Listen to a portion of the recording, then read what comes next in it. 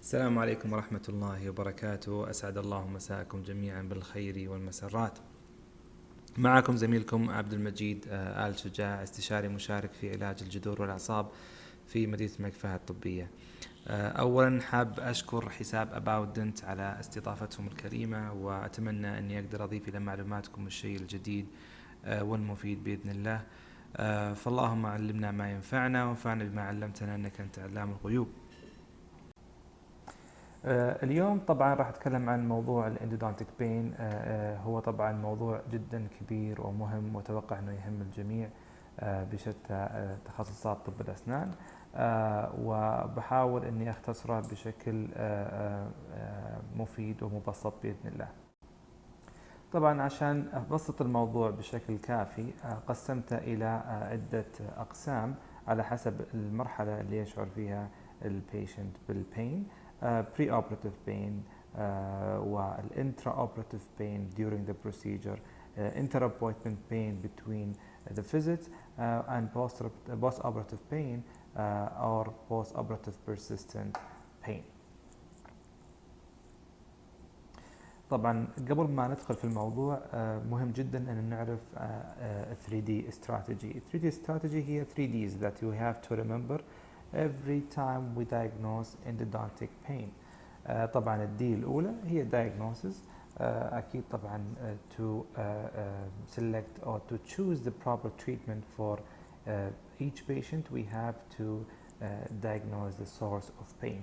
الدي الثانية هي definitive dental treatment، وطبعا الدي الثالثة هي drugs if needed.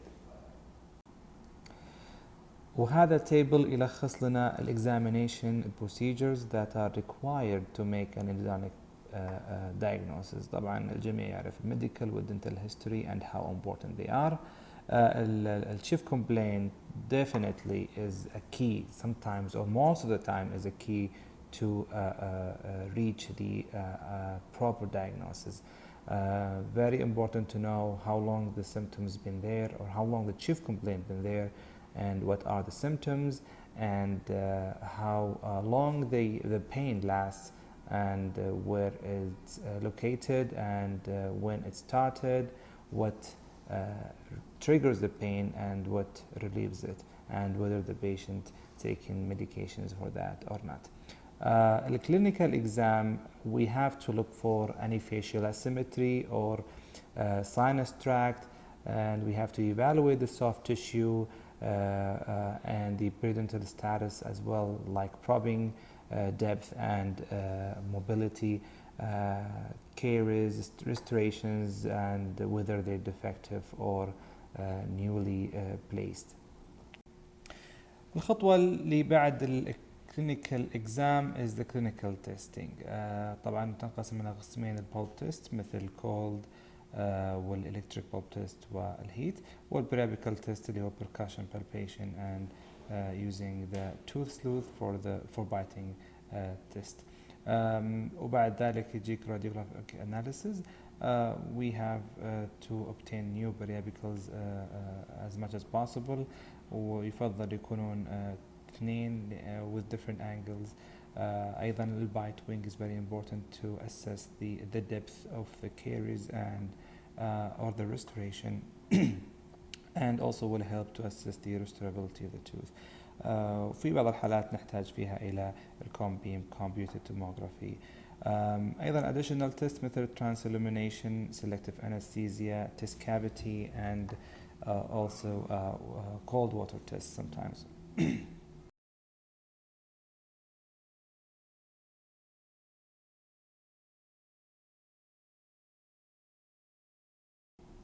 برضو من الأشياء اللي تساعدنا على التشخيص هو معرفة the common features of odontogenic pain. We have to make sure that the pain is of odontogenic source. لأنه if you don't know this, I think you might do unnecessary treatment for the patient. أول feature اللي هو presence of etiologic factor.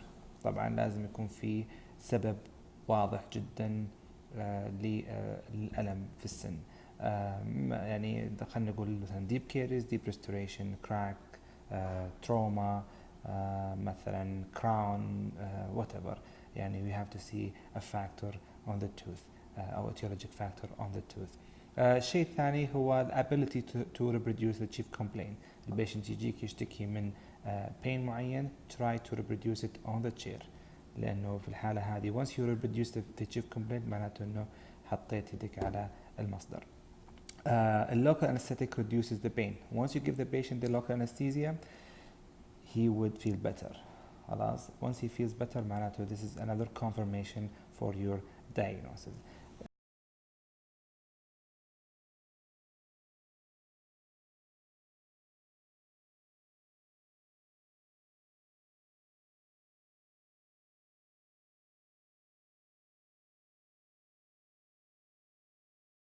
unilateral pain عادة طبعا odontogenic pain يجيك unilateral. في حالات طبعا نادرة جدا تجيك في الجهتين, ولكن في الغالب تجيك unilateral. طبعا the pain quality of dental pain usually is dull, aching and throbbing. Most of the time patients will come to your clinic complaining of such quality of pain. في الحالات مثلا اللي يحس فيها المريض electric like pain or something like this, then you have to consider non-odontogenic sources. And here is a table of pain qualities of different sources of non-odontogenic pain. ومثل ما تشوفون هنا إنه the muscular origin and the vascular origin as well could mimic the odontogenic pain. لأنه الmuscular origin could also cause dull aching pain, just exactly the odontogenic pain, and the vascular pain could also cause throbbing pain. من هنا نعرف إنه لازم نحرص على to reproduce the chief complaint on the chair, and also we have to make sure that the local anesthesia relieves the pain. Next point is about pain localization. Most of the time the pain can be localized by the patient, especially if the tooth has periodicular symptoms, like tenderness to percussion, for example. But if there is only pulpitis without periodicular symptoms, it would be more difficult for the patient to localize the pain.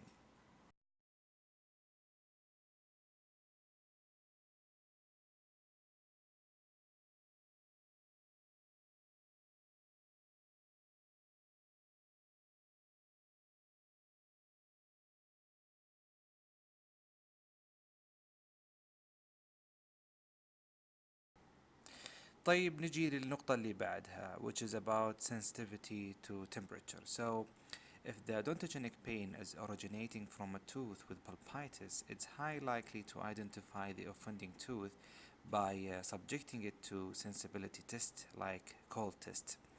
However, this is not applicable on teeth with pulp necrosis. The last point is mechanical allodynia, which is basically the tenderness to percussion and or palpation.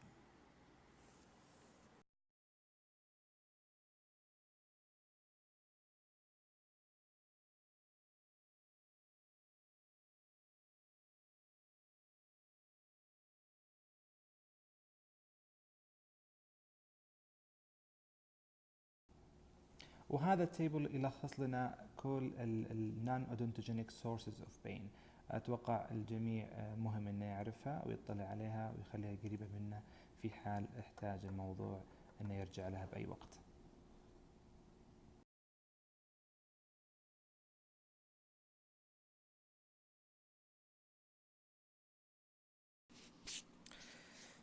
This study was done by Dr. Wright on 230 patients with temporomandibular disorders. He applied basically firm pressure for about 5 seconds to trigger points and selected masticatory structures within the head and neck region. He found that 85% of the patients reported referred pain, and palpation over the trapezius muscle, lateral pterygoid area, and masseter muscle were the most common sources of referred pain to the craniofacial region. As you can see here in this figure that the most common site of referred pain among the teeth are the molars, and masseter muscles, lateral tragoid were the most common sources of referred pain. لو تتذكرون في التيبل اللي ذكرنا فيه الاكزامينيشن procedures that we have to go through in order to identify the endodontic source of pain. ذكرنا في خطوة الchief complaint that you have to know the medications that the patient is taking. ليش؟ لأنه you have to make sure that the patient is not under the effect of analgesics. لأنه هذه study was done by Reed in 2014. حصلوا إنه الأيبوبروفين could mask endodontic diagnosis. مثلا لو تلاحظون هنا في palpation it was masked actually 40% of the patients, and the percussion will call تقريبا 25% of the patient did not feel tenderness to the percussion or sensitivity للcold. It actually complicates the diagnosis process. Always better to make sure that the patient is not under the effect of the analgesics.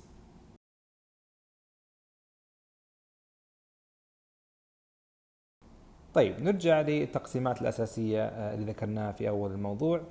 نبدأ أول شيء بالبري أوبراتيف بين. طبعا البري أوبراتيف بين هو patient chief complaint، الشكوى الأساسية اللي جابت المريض للعيادة. طبعا we have to follow through the strategy اللي ذكرناها في بداية الموضوع. وحاب أكد على موضوع اللي هو reproduce chief complaint و identifying the etiologic factor، لأن هالشيء هذول مهمين عشان نفرق ما بين odontogenic source of pain و non-odontogenic source of pain، بالإضافة للcommon features اللي ذكرناها برضو في السنابات اللي راحت. In order to manage the preoperative pain, we have to reduce the inflammatory process that underlies most acute dental pain emergencies. طبعا this may include non-surgical root canal treatment, phlebotomy in vital cases, occlusal reduction, or incision for drainage procedure. طبعا according to many studies on this field, all lead to reduced pain.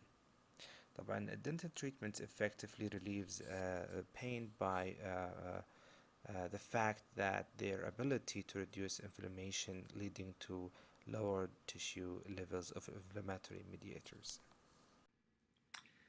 And this systematic review was published in 2011, and it included about 5,000 patients, and it revealed that about 90% of pain reduction within first week of root canal treatment.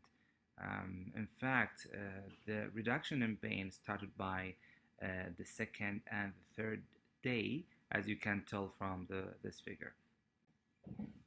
And this study tells you how important is the second D of the 3D strategy, namely effective dental treatment. الآن ننتقل ل another type of pain اللي هو ال intraoperative pain اللي هو يصير during the procedure.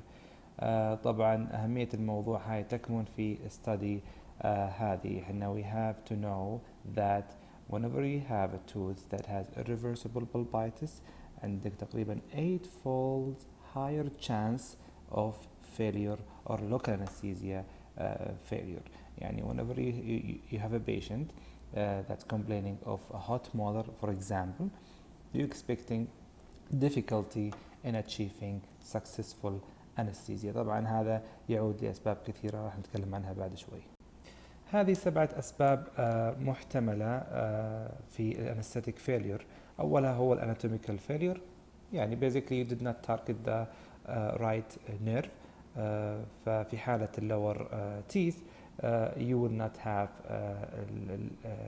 lip or tongue numbness. فأفضل في الحالات هذه إنك you repeat the injection one more time. طبعا we have to consider the maximum dose for the patient before you give another carpule. The other cause is the acute tachyphylaxis of local anesthesia. طبعا هذه معناتها انه يكون في انخفاض حاد مفاجئ في الاستجابه لللوكال انستيزيا بعد الجرعه الاولى او حتى بعد اكثر من جرعه تعطيها للبيشنت، فيصير عنده عدم استجابه مفاجئه. السبب الثالث هو تاثير الانفلاميشن على اللوكال تيشيو بي اتش. لما يكون عندنا انفلاميشن معناته ان عندنا اسيتيك انفايرمنت، ولما يكون عندنا اسيتيك انفايرمنت هذا الشيء راح يؤدي الى ما يسمى بالايون ترابينج. To understand the concept of ion trapping, we have to remember how local anesthetic works. Local anesthetic agent is a weak base, and it needs to be free of charge, which means it has to be unionized in order to cross the cell membrane. With the inflammation and infection, the tissue pH drops down. Like for example, in presence of pus, the pH can go as low as 5.5. So this definitely will increase the cationic form, the charged form of the local anesthetic, and there will be less free base, so it cannot penetrate the nerve sheath as well. السبب الرابع هو effect of inflammation on blood vessels. Once you have inflamed tissue معناته you have a vasodilation. وش بيسوي vasodilation? It will increase the rate of systemic absorption of the local anesthetic solution. فبالتالي you won't be having a local effect of the anesthetic solution. السبب الخامس طبعا هو ايضا احد تاثيرات الانفلاميشن ولكن على النوسيسبتورز اللي هي sensory neurons. احدها هو activation and sensitization of neurons. activation طبعا the neurons in the bulb tissue activated mainly by pro-inflammatory mediators like prostaglandin for example. وأيضا those pro-inflammatory mediators can also sensitize the neurons, which means that they will lower the threshold, and the neurons can be easily activated and cause pain to the patient.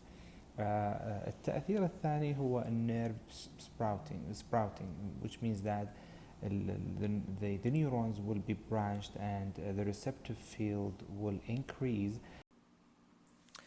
And there is a certain type of sodium channels called TTX resistant sodium channels that have been shown to be upregulated in a case of pulpal inflammation, and these types of sodium channels have been shown to be less sensitive to lidocaine, and the lidocaine is actually less effective on them. طبعا we call this as a peripheral sensitization. Now we come to the central sensitization, which is mainly that happens in the central neurons.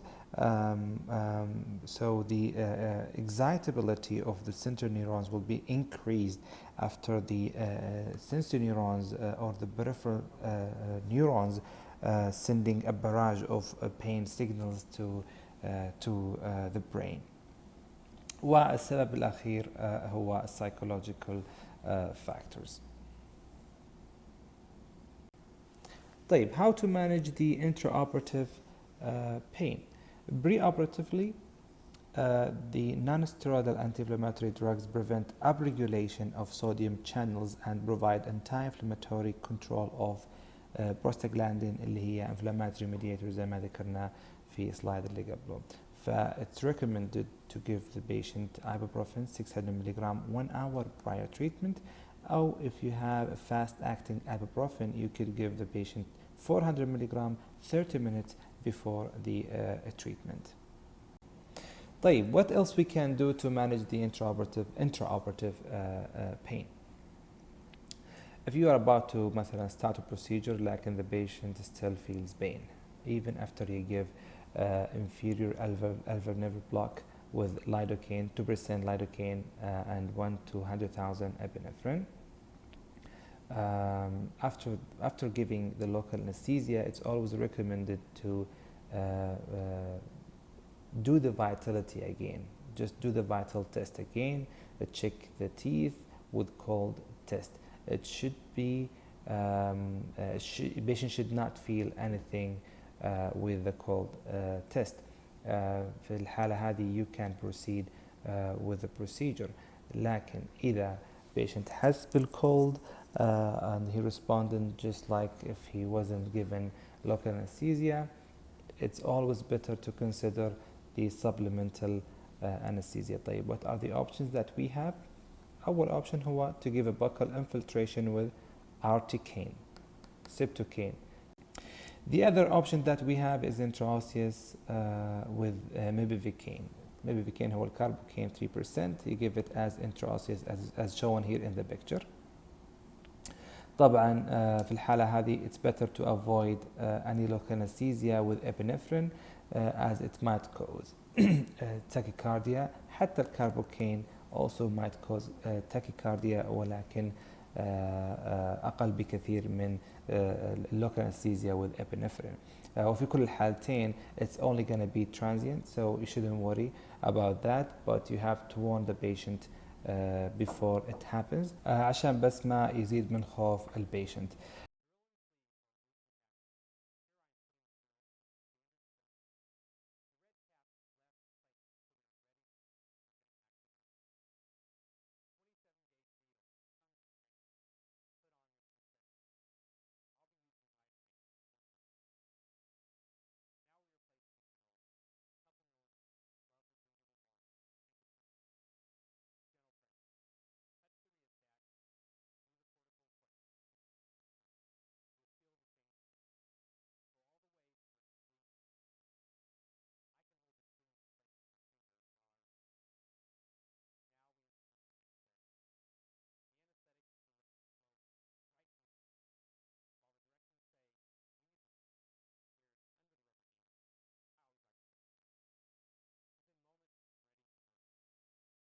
الخيارين الباقية هي الانتراليجامنتال والانترابلبل. طبعا كلهم يحتاجون إلى back pressure. You have to have a back pressure in order to be successful.